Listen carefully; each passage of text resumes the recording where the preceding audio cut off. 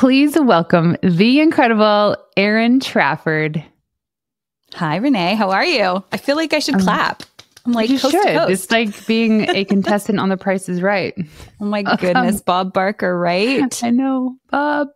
It's funny. I just got the warning that my mouse was dying, so I plugged it in.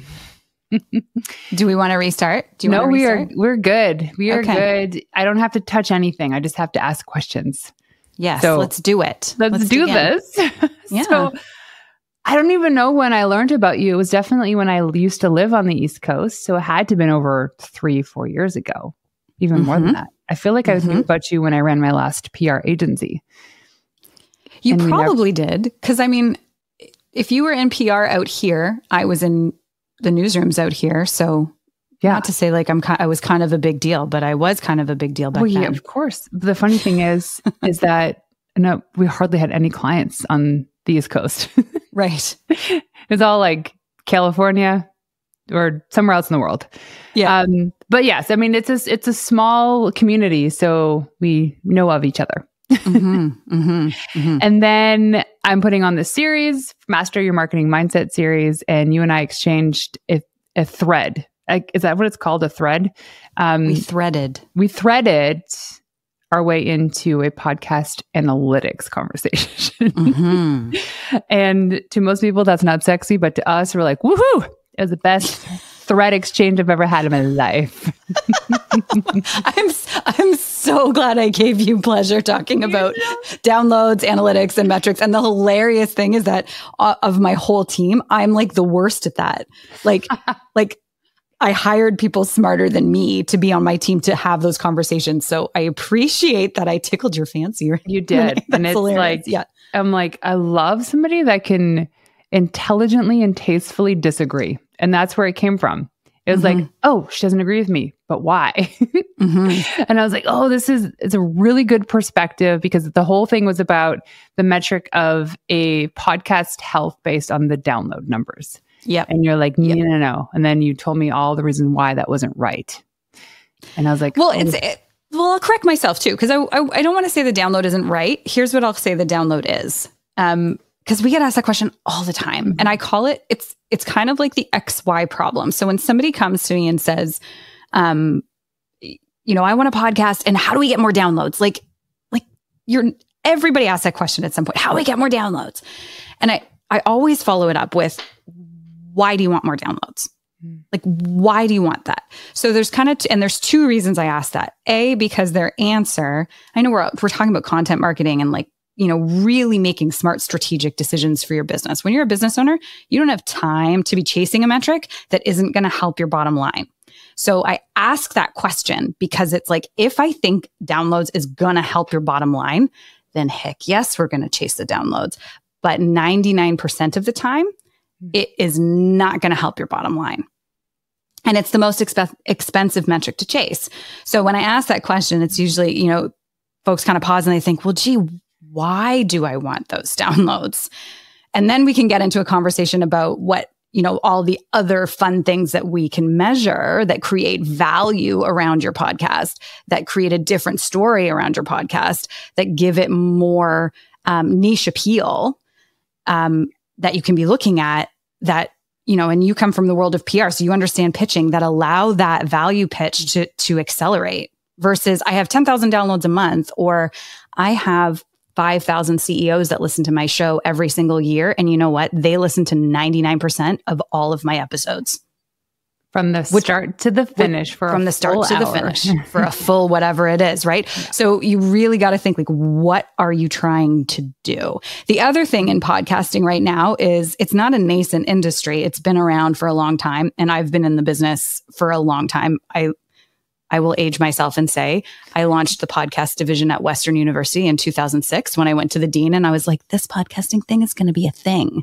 Wow. 2006? Yeah. No. Yeah, I had to like march in there with my little clipboard and say to the dean, I was like, I think this is going to be a thing. Can I have like permission to launch one on campus? And they were like, go do your thing. So I kind of, and back then it was really hard to podcast. Yeah. So that's like a fun little tidbit about my journey to here. I've been in podcasting for a long time. And so the thing that's frustrating for those of us who are in it is that the technology hasn't yet caught up to the strategy. So the download in many cases is just kind of the best metric we have right now. But there are some people way smarter than I am who are working to change that, building better apps, building better aggregators, building more curation in the back end. It seems like every month Apple and Spotify, they're trying to one-up each other in terms of the data on the back end of their platforms. So I think really in the next few years, you're going to see fewer and fewer people asking about that download number. Cool. Would it be like similar to YouTube subscribers? The YouTubes? I no, because I think a subscriber is actually worth more than a download. So that's the other thing is like, what does it actually mean? So a subscriber on Apple is somebody who has actively, I think of a subscriber on Apple for your show is closer to like a follower or a connection on LinkedIn, where you're like, I actively am choosing to be in the orbit of this show. Yeah. Because it's part of my, what's in it for me kind of thing, versus a download, which you can download a show and never subscribe. Right. So they're also like, there's a lot of smoke and mirrors with that metric. Yeah. So anyway, did I reconvince you? Oh, you did when you disagreed with me and I was angry at you for not agreeing with me, but then you were right. I was like, oh, yeah, she's so right. But no, I did agree with you. I was like, yeah, it's such a stupid thing. Even now, like I'm building out this media list for one of our biggest clients, top influencer. She's got like 80 million followers. And they asked what the download numbers were for some of these shows.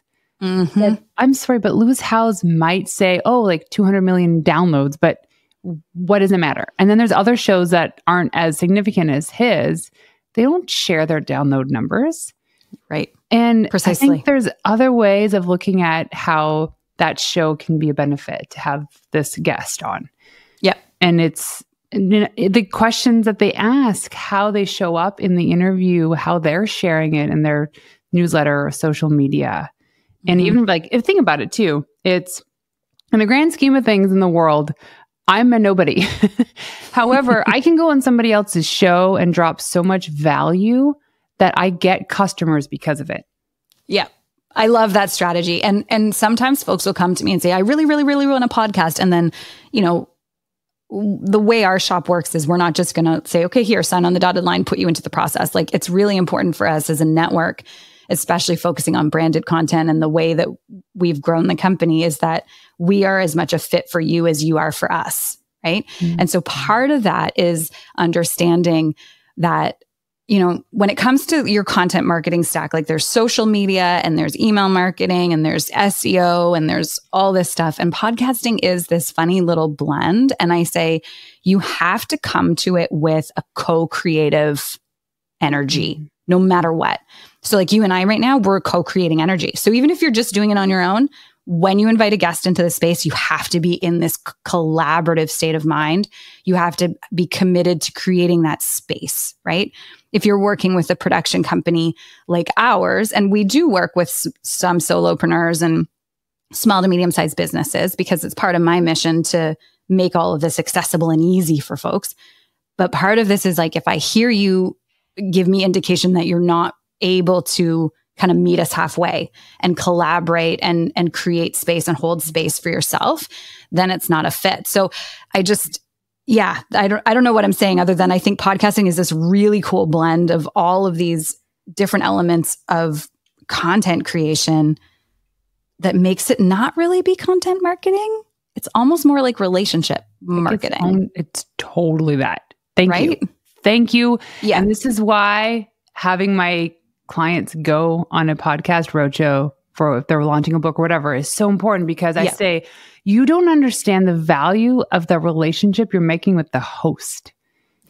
It's that alone. That alone for some people is a game changer for their business or for whatever they're trying to achieve. And then to be able to be on someone's show where their listeners, like we were talking about, will tune in for 15, 20, 30 minutes. And they're listening. Like if I said to you, hey, what is the value of having you be in front of even if it's just 200 listeners that are your ideal customer for 30 minutes and you can talk about all the things you're great at, what would that mean to you? That's huge. People don't even think of it like that. Even if it was 60 people, 50, like if you think about actually putting that many people in a room, like that would be a full room, full room of people. The other thing, the nugget that we drop as you're talking about like hosting and guesting and stuff, because I love that strategy. And so when somebody comes to me and they say, I really want a podcast, but I sense that they don't, maybe they've got a lot of stuff going on in their business or like, I say this with like self-compassion because I've also launched a podcast 3 weeks postpartum. If I get a new mom and I can sense that she's like, I want a podcast, but I'm also having a baby. And I'm like, yeah, you might want to have the baby and see how things work out first. Is that it's a good strategy to try to get on other people's shows before you decide to launch your own, because launching your own really does require you to hold that space. And then the other thing we say to folks is when you're considering presence and how you're showing up and what you're bringing in terms of value and all that stuff is your listeners, it's always listener first, right? So who's listening? They're going to come for the host. So the folks listening to us right now, like, I want to be like, hi, Judy, right? Like she's out walking the dog. She's listening to us talk, but she's come because she probably more likely than not knows you. So she's come for you. And that's why she's going to stay. She'll be intrigued by your guest. So they come for the guest, they stay for the host. Right. So the hosting is like, it's so critical that both. And so back to that co-collaborative, like co-creative space, you have to be able to be in that space when you're in a podcast, no matter what. So I blame Amy Porterfield for sucking me into doing podcasts. Okay. And she doesn't know this because I remember this all too clearly. Why I got into this is I was profusely downloading all of her episodes. We were renting a place in San Diego for 3 months, one winter. Long story short, the place that we had rented ended up getting some sort of plumbing issues. So they found us an equivalent place, but it was much further away from the place we had put our kids into daycare. And my round trip, total time in the car to bring them to and from, pick them up and whatnot, was like 3 hours a day.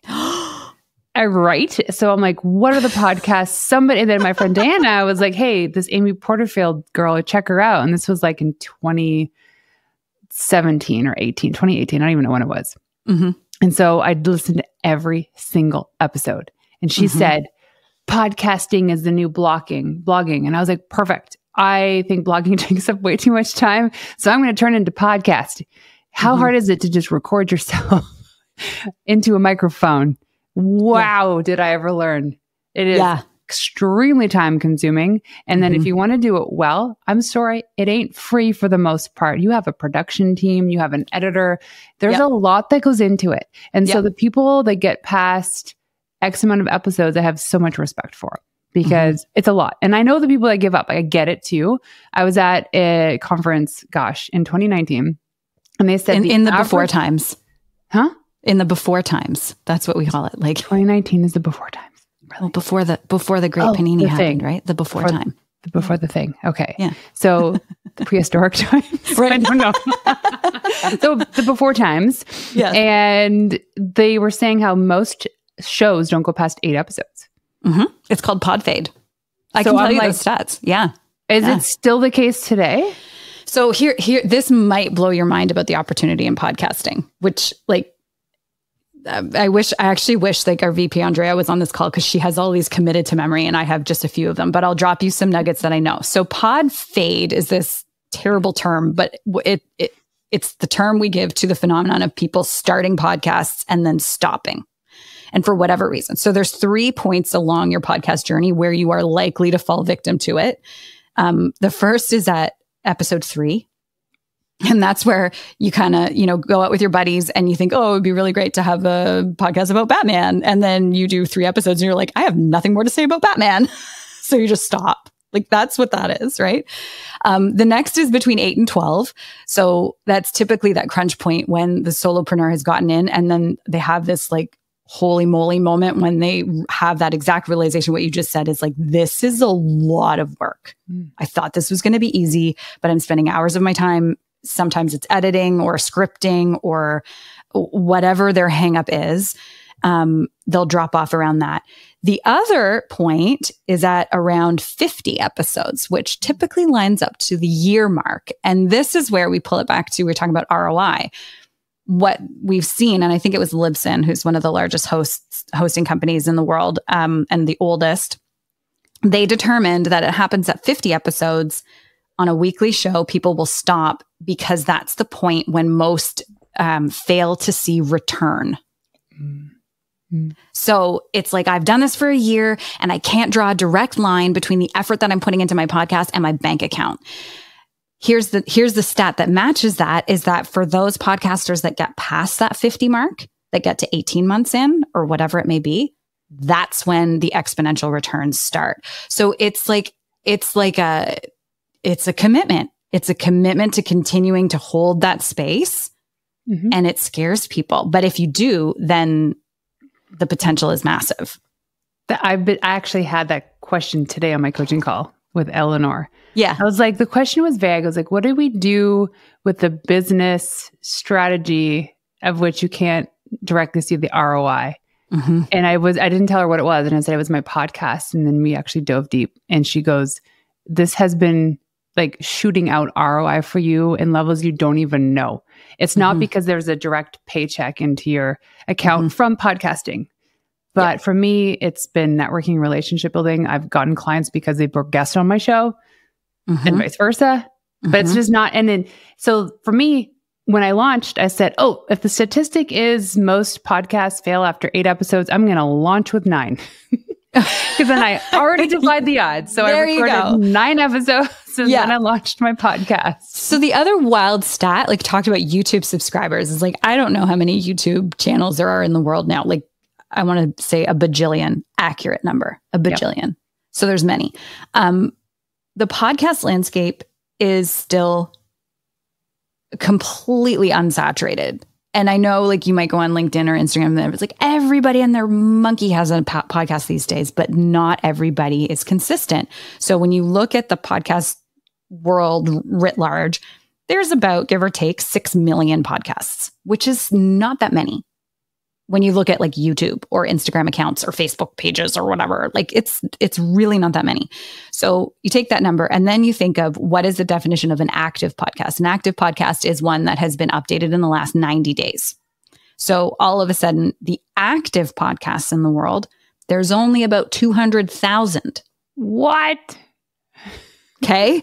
So like, that's a reason to find the space, jump in and commit, because you still are at like the hockey stick hasn't gone up yet, and it will.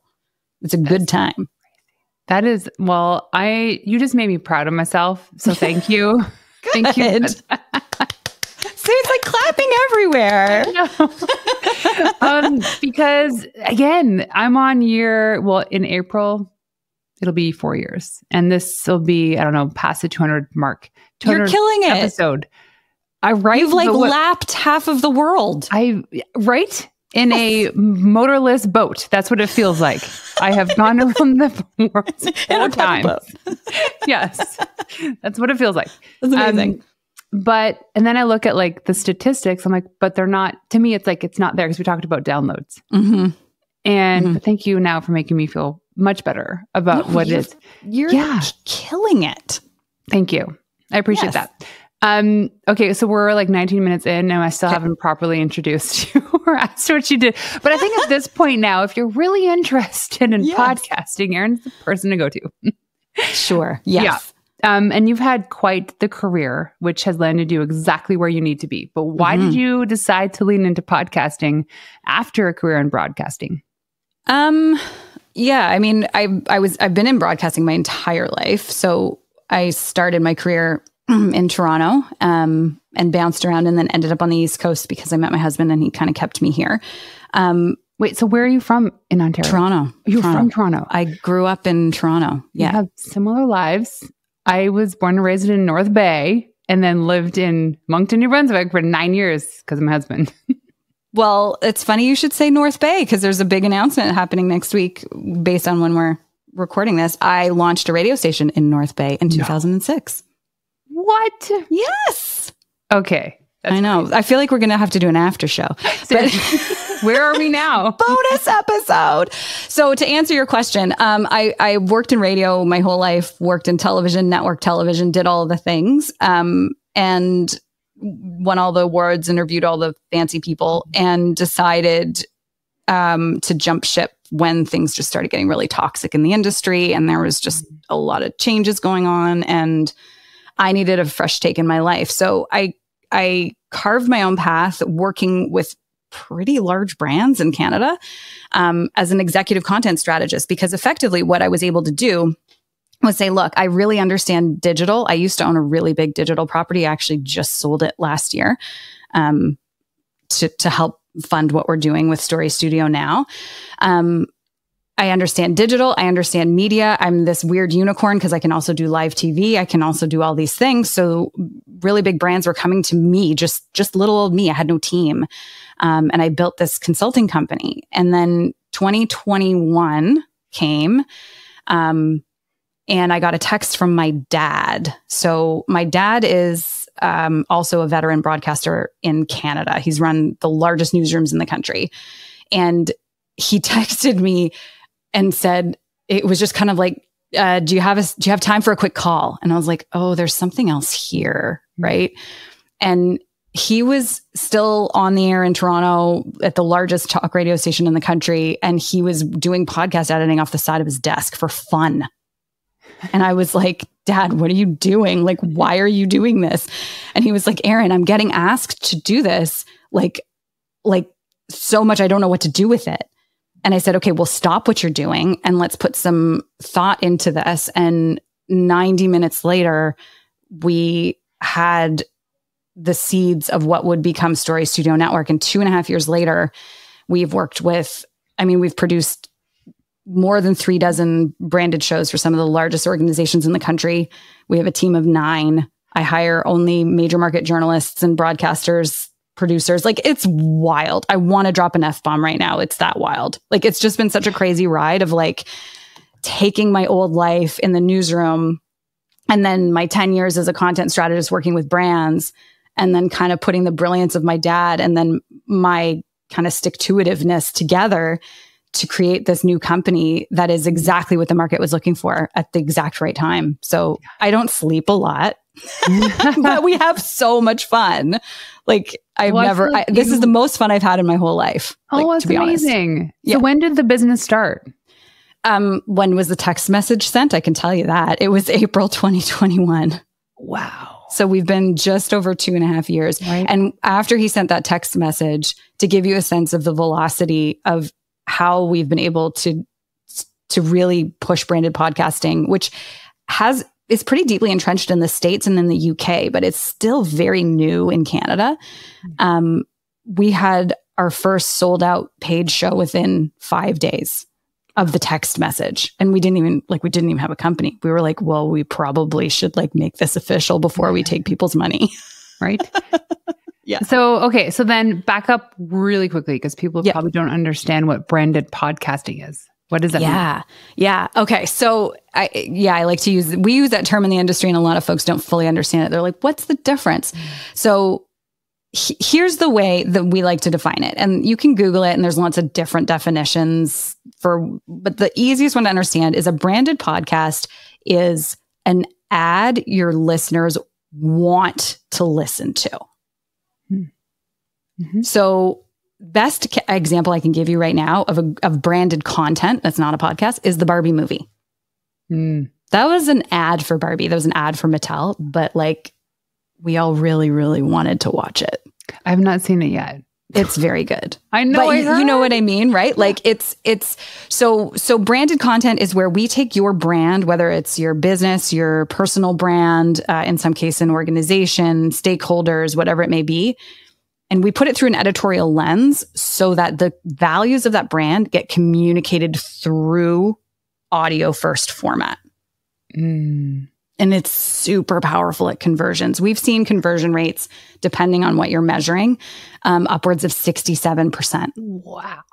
Brand stickiness is off the charts, like off the charts. Why? Okay, so why? Why is that? Because there's something about, and there are studies to prove this, and I don't want to like inundate you with all the footnotes, but like they do exist. So I'll send you the report with all of the stuff, and you can link it afterwards. If you really want to get nerdy about this, we have a 50-page report that explains all of this, but I'm not even kidding. It's 50 pages, but there's something about the way we listen to podcasts that activates a different part of our brain. So studies in the UK, the BBC did one a couple years ago, proves that we listen to podcasts when we're doing other things. We're doing the dishes, we're walking the dog, we're on the treadmill, we're assembling IKEA furniture, whatever we're doing. It creates a different interaction in our brain that elevates our ability to have brand recognition and recall, which when you're selling something over the long term is a massive boon. The other thing we know is that the average podcast listener is a 39-year-old female. She listens to approximately, if she is an invested podcast listener, she's listening to about 5 podcasts on the regular.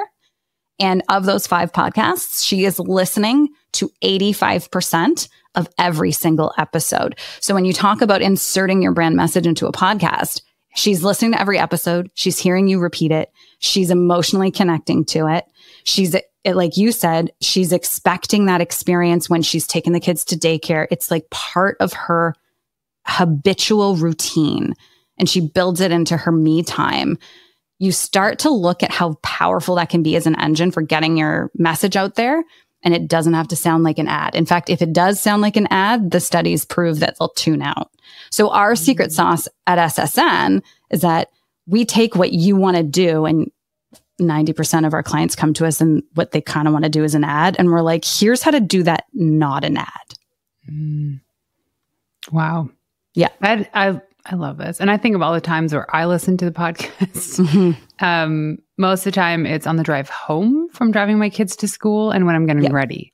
So there's like from 8:15 to 9:30 in the morning, 5 days a week, I'm listening. Yep. And it's probably about 5 different podcasts. And I cycle through things that are in my industry, motivation, health. So it's like different facets of my life. Yep. And it's like, I know more about these people's personal life that could ever be possible because I know everything that they share online. And you trust them, right? Totally. Yep. And it's weird because some of these people I've actually met, they've been guests on my show. And when they show up, it's like I already know them. So it's not, for me, it's like I'm not as scared to talk to them. Like, I know you already. It's so powerful. And then on top of that, I'm like, if you're not having fun, you're doing something wrong as a listener and as a creator. Like, it has to feel fun. It has to be. When I started podcasting, it was during the time. The times. That's how we're talking. The times. Yeah. And it was actually April of 2020. Wait, when was it? Yeah, April of 2020. And for most of the first, 20 recordings, I needed that conversation more than I think anybody else involved to be with these women, to chat about that stuff. And these are like, if you really want to listen to these episodes, you go back to like episodes 1 through 30.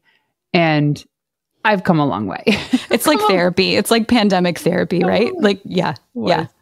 So much fun. But now I'm seeing the value. And what I love about you is you're like, it's not necessarily downloads. There's so much more. And you're talking about all this stuff. This is why it's important if you don't have the time to start a podcast, to go on a podcast tour or just go on shows that are relevant to you. Yeah. So the next question that to me is probably going to be my favorite question is, how is this branded podcasting interacting with and enhancing PR and earned media in this changing landscape? So fun, right? So what we've noticed, and this is happening, you see this, the news landscape inventory is changing, right? Like newsrooms are shrinking. There's not as much, especially for broadcast. It's harder to get coverage. And like COVID sucked the oxygen right out of the room. Even if you had a really great pitch, like it was really hard to get pickup. So what we've seen is a lot of our clients are taking some of that PR spend, and like, don't get me wrong, I am not a PR expert. And I think like it's such a necessary component to this, but they're putting some of that toward creating the podcast asset. And then what they're doing is they're using that as like advocacy or thought leadership and pitching that to media. And we're seeing bigger uptake. So what it's doing is it's a double-barreled approach where the media is talking about the podcast, which builds the brand cred, gets the story across, and then we see the uptick on the podcast side. So one of our clients is the largest food bank in Canada. They were having trouble. How crazy is this? They were having trouble getting coverage.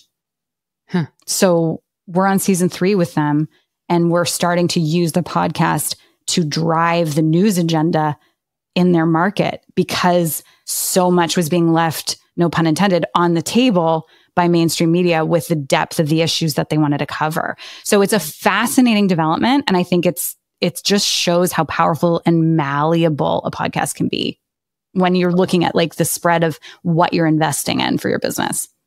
Yeah. Oh, I love this. Because I think that, I mean, even nowadays, the way I see it is it arguably has more weight in being the guest on the right podcast than it does to get features and other shows, publications, whatnot. Agree. It's entirely dependent, but yeah, I totally agree. People don't see that.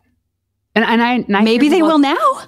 Oh, I do now. I teach this, and I have one client just the other day. Actually, she came up to me and she's like, well, she texted me. That's pretty much coming up to me, and she said, "Hey, Renee, I was on 3 podcasts that are super relevant to her industry in real estate, land investment. I don't know nothing about that." She's like, "Yeah, I had my best month ever. I garnered about $100,000 worth of revenue in a month." And I said, "Because of those shows? Because of those shows. Right place, right time, right conversation." Yep. And she knows what she's talking about. Super niche too, what she does. And so I'm like, ROI, baby, right there. Yeah. Yeah. Yeah. Completely agree. There's so much you can do if you're willing to open up your mind a little bit and be more creative about what it could mean to be on or have one. Right. So then speaking of mind, what is the toughest mindset that we must master in order to be great at podcasting, whether that means hosting our own or being on someone else's show? Yeah, and this is such a great question. I think it's what holds a lot of folks back from jumping in, big organizations or small solopreneurs, is I find a lot of folks feel like they don't have anything to say or that they're not worthy of taking up that space. And it's a blatant lie. Like it's just not true. And so if you feel this, then what is something that you can practice doing to be more confident? Oh my gosh, there's so many. That goes back into like my media coaching time is like making sure that bring you know that how to Erin be on back. mic. Yeah, I'm like, I love that. We can, that's a whole other kettle of fish. But I think what it is like being confident enough to know like you're an expert and you do have stuff to say. What I find is we put an expert who's all over the place, right? Like they're kind of a pinball in the room with the right producer. The right producer can give you those guardrails. What you're really looking for are guardrails. Yeah. Right. So one of the things that we do is we say, what are the top 1, 2, or 3 things you can talk about with confidence? And I say with confidence is if I tell you you're going on stage in 10 minutes to talk for 20 minutes about something, no preparation, what's it going to be in your industry? Yeah. And then I go, what are the personal stories and anecdotes in your life that relate to those things? Because the moment you can think of a time in your life and that story is when things just become so easy for you to talk about. Also, people remember stories because stories evoke emotion, and emotion is how people remember things, right? Because people remember how they feel, not what you say. Yes, 100%, 100%. So that's the biggest thing stopping people from my perspective, because I think when you asked that question, you probably meant like, what is my biggest challenge is like the imposter syndrome for me growing this company is just like, honestly, I know this is so cliche, but it's like, feel the fear and do it anyway. I'm like, this has been a crazy ride. But everyone says it. They're like, well, you have the background. Of course you're doing this. Like, that's the number one response I get is like, of course you're doing this. I'm like, I have to convince myself of that every single day when I wake up. I'm crazy. Like, of course I'm doing this. I thought that too. I could never imagine you would think otherwise. Right? Why? I'm going to get that, of course, like right across my chest, like prison tat, of course. So I can look in the mirror every day and be like, yes! Well, on every show you're on, it just shows up every time on your chest. Of course. Hashtag. And you also started this while having babies. Yeah. Yes. Also that. Of course that. Why do we do that? I feel like most women, it's like they're either starting a business after having babies or moving, or maybe all at the same time. Oh my gosh. So why do we do this? Super quick. I was one of my biggest clients. It was Home Hardware at the time. And I was wrapping up a campaign with them, but it meant renovating my entire kitchen. Because we did it all in my house. So we did a whole national media thing that I produced, filmed. I mean, I hired a crew, but I was starring in. It was in my house. We were ripping apart my kitchen. I had a baby 3 months prior. So we had to also move out. And it was October of 2020. So my daughter was born end of July 2020, middle of the pandemic. October, still the middle of the pandemic. We had to move out with an infant, breastfeeding, doing a national campaign, renovating my kitchen. I don't know how I survived, but I did. Wow. Okay. First of all, that's hard enough. And then is this like live television? I didn't do live that week. But you were still on the hook to do this. Yeah, we did. Oh, I did live all through the pandemic. I was still consulting for all these companies and doing integrated media, and like the number of national media tours I did from my kitchen, is hilarious. So you want to know how to shoot national TV on an iPhone? I did it. And then also while pregnant, like hugely pregnant in my kitchen. I mean, and those are the days I remember I just wanted to hide. I'm like, don't talk to me. Don't touch me. Don't ask me questions. Please don't ask me this. People pregnant with babies and running a business. Yeah. Oh my gosh. Okay. Is there anything else you wanted to add with podcasting and this whole landscape? I just think lean in. If you are feeling that little tingle in your spine, like lean in and reach out to us. Honestly, like we're super chill and relaxed. So if you send us an email, we'll set you up with someone from our team to have a conversation. If we think it's for you, we'll tell you. If we think we're not for you, we'll tell you. Like I'm a no pressure kind of gal. But the more women we can get on mic, the more women we can get harnessing this power. There's so much opportunity. Totally. I will be very happy. Yeah, your team is great to work with. I'm obsessed with my team. Who was it, Jamie? And there was somebody else in this email. Because I remember asking you to be a guest on the show. And then you said, email these people. And then I did. Yeah. And it's like right away, boom, boom. Yeah. And they're like, I think I emailed them on a Thursday or a Friday. Oh, it was a Friday. And they're like, yeah, we'll get this after the long weekend. And I was like, 100%. But I love the realness in this. Like they're not working on the weekend. They're going to do it on like Tuesday. We have Feel the Flow Friday. We don't usually work Fridays, and my team is amazing. And Andrea is the other person who you were emailing with. She's our VP of strategy.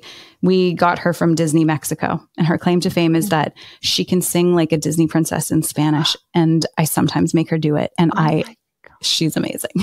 She's also incredibly smart at the metrics. Clip? Can we share that on my show right now? You should interview her because she you want to talk metrics and growth and all those things. Yes. Like as soon as I met her, I was like, I had a Tina Fey moment. I was like, I want to go to there. I was like, you're hired. Like it was like one interview. And I was like, you're in. Did she sing her way through the interview? No, awesome. I found out after I hired her about the singing. It was like a cherry on top. I love when people have those like secret talents. Like, oh, by the way, I play drums with like Travis Barker. Excuse me? No, I don't. I have a drum set that's been collecting dust next to my desk. I should get back on that. Okay. One last question for you. Okay. When I ask you what it means to be a wild woman, what is that to you? Ooh. What it means to be a wild woman. I think it's like remembering that being a woman means you are the most powerful creature on this planet. In everything you do. Like you're a creator. Like, yeah. Like I also want to keep dropping the F-bomb. You're like really firing me up, Renee. I won't. So sorry. But no, like, you can just go, you'll I want you to feel me say it that way. I want you to be like, that is what you are. So I'll tell you what, when I do allow the show to become explicit, I'll get you back on and then you can just go to town. Deal. Tell me all the F-bombs. On it. Yeah. we are the most, and I don't want to dismiss men, but there is something so powerful about women. We create life beyond that. We create podcasts too. Like, who are some of the top podcasters in the world? Like, I know there's like Joe Rogan, Lewis House, these people, but there's women up there that are powerful beyond measure. These are people I admire so much. And what I love about women, and I had actually a client onboarding call yesterday, and it was the CEO of the company, the founder, and then her assistant. And the assistant was like, hey, I'm just not showing my video right now. And we're like, that's cool. And then when we asked her a question, she would turn the video on. She was breastfeeding her baby and typing on the other arm. And I'm like, oh, you don't have to be here. She goes, no, I want to be here. Yeah. She's like, are you cool with this? I said, I'm so cool with this. And I said, thank you so much for introducing me to your son. And they could just see little toes in the background. And I was like, the fact that women can create life, then feed life, and still do these things, and then just be most part sane at the end of the day, it's really impressive. We are impressive, ladies. Yeah. We are. And it's like, what time is it where you are now? 7:30? 7:25. And you have a family, which I'm sure it's probably bedtime right now, huh? Or is that already kind of hiding on purpose, because if I go upstairs, it's probably mayhem. Okay, so we can just keep talking. Okay, so Erin, if people want to go online to find you and follow you, where can they go? Yeah, so I would say www. Do you have to say that anymore? I don't think so. StoryStudioNetwork.com. That's where we're at. And feel free to find me on LinkedIn. I'm pretty active on there. Erin Trafford. Just fire me a note or a connection request or whatever that may be. And Instagram. What is my Instagram? It's.Erin Trafford. I think so. I think that's what I am. I'll just confirm that because I was just creeping you. Oh no, it's pulling up the wrong Erin. We'll make sure that's right in the show notes. So yeah, for sure. This has been amazing. Thank you so much for joining us today. Thank you.